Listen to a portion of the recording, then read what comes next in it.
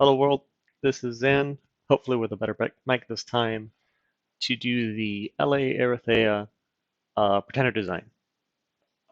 Um, this video could be very, very short or very, very long, and I'm going to opt for the short version just to allow you guys maybe to ask comments or make up your own kind of pretender. And I know usually that's not what you expect when you go into this video, but let me just show you like the options. It's a lot. You could really go a lot of ways with this. Um, I think the only fan favorite that is missing is the monolith, but outside of that, you have everything. You really do. You want an awake researcher, you have the Grand Hierophant, which is a really, really, really good awake researcher because they have a plus 20 to their research. Um, and it can also do rainbow things if you want a rainbow instead. You have you have Snek, which no one uses anymore, really. You have a Drakon, which people use this to expand. The Hound of Hades, honestly, I think is a pretty good expander too, because it's beefy and has a lot of attacks with a very high fear aura, and it's a lot cheaper than the rest. Myrmicolian is a great expander. I've been wanting to try to use a Phoenix, and they can do that. I don't know if this is the nation to try to use a Phoenix, but it's there. Um, Outside of that, let's see, Liches. They have the Telkine. People love Telkines. This guy auto casts Foul Vapors at the start of the combat. Just the one thing you got to watch out for is he does have Reaper, so he will kill your population. So be aware of that. But otherwise, this guy's kind of good because he has low hit points and he's kind of small. But the Foul Vapors is really really good early on. You have a whole slew of Titans, and then you have there's no monolith up here, but these are good removals. Now the options are huge, which is why I want to try to make this short. I'm probably going to fail miserably. But before you even try to look at what you want to kind of look at what your nation's going to do. And this is what I talked a lot about in the overview video. And if you had agreed with me there, and I'm going to pretend you did as I talk about what I'm going to do here, you know that my strategy with Erytheia that I think is what you should do is lean heavily on these Daduchos. And you're going to be recruiting a lot of these, which means although they're sacred and they have less upkeep, you're going to be spending 180 gold per turn per fort just for these mages. On top of that, although they're very good mages, they're kind of like an artillery mage. And they need something that stands in the front to take hits. You can either use summoned units for that, of which they can do really good ones. They have a national spell that summons, I think it's 2.5 squares of like undead hoplite things that have really, really good stats and equipment. It's really good, trust me. So they can kind of make their own wall, but otherwise you want to be using these like hoplites. I talked about why the Phalangites, although a better unit tactically, is not as strategically good as this hoplite. Um, and the crossbowmen also do shoot things. And although the crossbowman really doesn't make you think anything on scales, this guy does because he has an absurd resource cost. And I guess technically a more than average recruitment blood cost, but it's mainly resources. So off the bat, you say, okay, for the Daduchos, I need money, and I also need resources. And I'm going to show you guys a tip that I completely didn't consider. I did this just because I was part of this team. But check this out. I talked a lot about how this Daduchos has very efficient research, and this is if you get two randoms. You can get more than two. One thing you can do, and in this game we did, because I was on a team with Gath and Man, both of which have drain scales. So one thing you can do, and you saw me kind of do this in the Abyssa series, I'm going to use this scale, tank it all the way, to pay for this scale. I know, things are awkward. Drain increases the fatigue cost of spells. You're using your spells to kill people. I know, it's weird, but it's kind of balanced off the fact that most of your big spellcasters are one, they're going to have summon earth power on themselves, because almost all your not almost all, but a lot of your Daduchos, or Daduchoi, I'm just going to call them Daduchoi. A lot of your Daduchoi from are going to have some access to earth and do earth power. So that should be settled. On top of that, your communions, of which everything is based off, are going to be extremely stable. And obviously your slaves will have earth power. At least one Daduchos is going to have earth magic, I promise. Um, so before you even touch anything, and this is still kind of like net in points, you want to pay for your production, which lets you recruit your hoplites and gets you money so that you can pay for your hoplites, but more importantly, your Daduchos. Um, Now that you have this, the rest you kind of do whatever you want with. Usually, because it's late age, you're going to see people do this. Either tank up the heat. Actually, no, usually always take up the heat because late age has a lot of human armies, of which Erytheia is one of them. You don't want to get hit by murdering winter. It's kind of funny because you can murdering winter people, but you don't want to get hit by it. So usually you're going to tank up your heat. I Yeah, that's going to help you against Vedheim. That's going to help. That's going to help you overall. Obviously, it's expensive.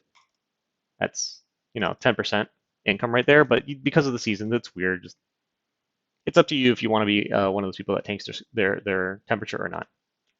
And then from there, you decide how you want to pilot the nation. I'll just start with the pretender I chose and explain why I did that. And we went with the Titan of Growth. I know nobody sees this because it's absurdly cheap for good paths, Earth and Nature. And it was what, 180 points. And I think we went with this. Fire shock resistance and bark skin. And look at that. I could even take this awake, sort of, but like do that. This is great. This is 100% serviceable. You can run this. I don't remember the scales perfectly that we ran in game. I'll tell you that much. But I know we took this girl dormant. And I think we did that. I know we probably should have done this instead. I really don't remember. In game, we'll see it. But the prime thing that I want to look at is the bark skin and the fire shock resistance, because fire and air evocations are probably the most common that your Daduchos are going to be throwing out. They're either going to be shooting fireballs, falling fires, um, thunder strikes, and having your dudes be resistant to that, the friendly your sacreds, which won't be a huge part of your army, I promise you. They're expensive, they're cap only. But when they are, you can tell they're there instead of the hoplites, because they're gonna be able to shrug off the friendly fire usually. Like 5 fire resistance is not a lot. It says 10 here, but remember you got bark skin. But what's really gonna help them is that bark skin, because they have 18 or they have a 17 armor like hauberk on them, and once you put them the 10 from bark skin, their protection goes to like 23 or 24. And then you stack Legions of Steel on top of that, and you have these guys with like 26 plus protection. And that's pretty difficult to chew through, even for crossbows. Made worse by the fact that they have good defense skill, and they have shields. And they're a formation fighter. So if you're trying to fight them in melee, it's 4 to a square. And before you swing at them, you have to deal with an all check. So this is like the epitome of person who's going to stand there, get shot at, get swung at, and not die. Which is, if you remember the overview, if you watched it, that's what I needed to cover the Daduchos. So this is what we went with. On top of that, it's going to give me a Titan, because when I design pretenders for nations, I think of what they need and who they need to beat.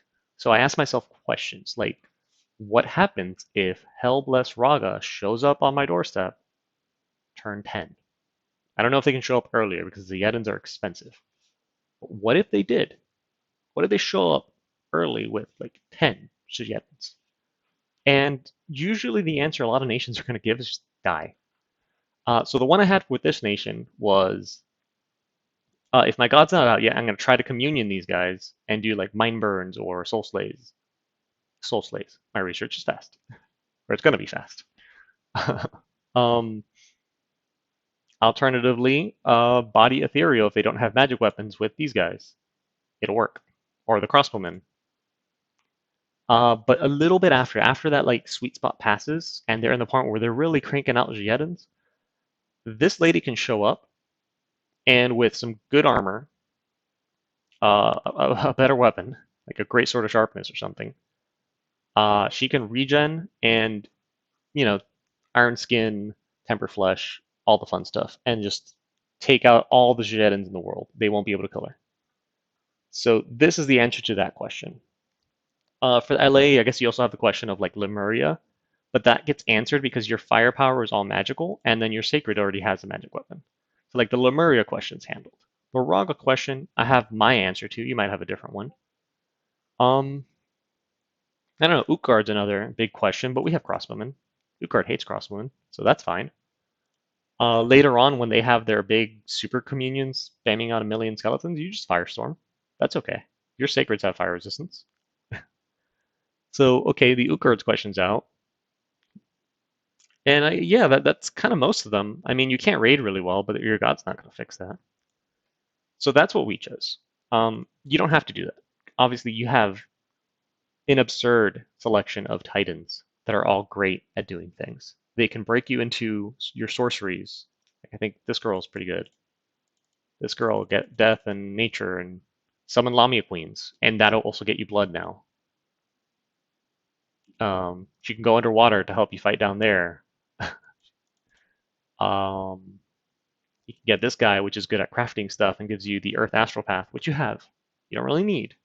But now you have it on a bigger dude to make like the Rings of Sorcery and all that stuff, and he has his little forge bonus. I think this guy has a better one. Yeah, 20%. So it's like Titan wise, you can do a lot. And to me, I think the Titan fills a very big role that your nation doesn't have. If you want like pure scales, you can really grab one of the, these guys up here. They're gonna have already the high dominion.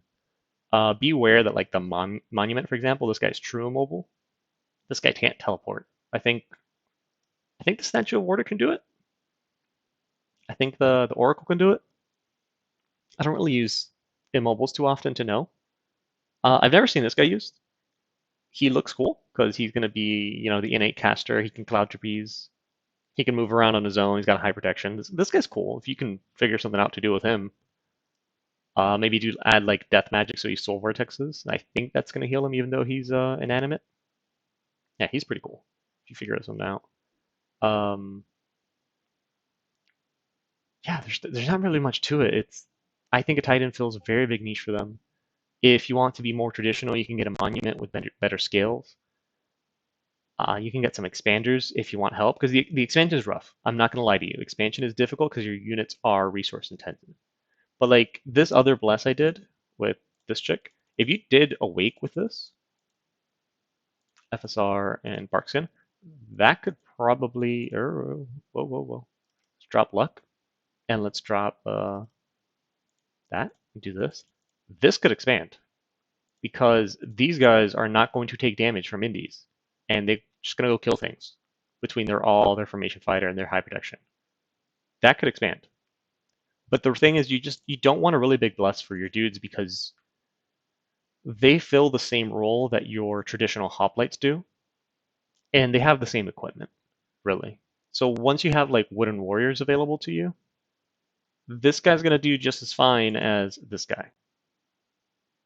Um, so you just really want to be careful with your bless because the role that your sacreds fill is the same one that the rest of your unit lineup fills. It's nothing different, and a bless isn't going to supercharge them into something crazy. This just happens to also keep your Daduchos alive and resistant to things. And that's kind of important because they're the blood of your nation. You don't want your Daduchos to die to a random arrow. You don't want them to die to harpy landing on them. So that's what you really want. Yeah, you want your bless to affect both, but really don't go helpless. Just don't. You need scales because you need money for your units. Your units are fine. If anything, again, you can just go a Drakon, expand, a Myrmicolian, expand. Heck, if you want to see something stupid, you take this little guy and you do like Magic 3. And then whatever it takes. Drop your scales, whatever it takes. Get him some paths. and watch the research that this nation can do. Because your Daduchos will come out one a turn doing 20 research, give or take. They'll do 18 to 20 research each, plus this guy having 27, and then this will give him like 30 research or something stupid. So he'll have like 50, 60 research on turn one. And you'll be adding 20 research per turn because your Daduchos are not slow to recruit. Awake is a legitimate strategy. I just don't know what you're going to research with that because you won't have the army, the army support by then. So yes, okay. Running out of time here, but I wanted to keep this short. There's a crazy amount of options in your pretender design. I personally think it's again Titans, just because it fills a niche that you don't have. But at the end of the day, you need to remember you're playing a resource-intensive human nation with very good sacred mages, and your sacreds are not good enough to carry the biggest Hellbless that you can think of. They're not that great. They're very expensive. You won't have many.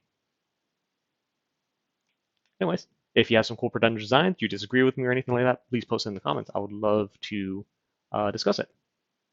And with that, I'll see you guys when I start up the series, turn one.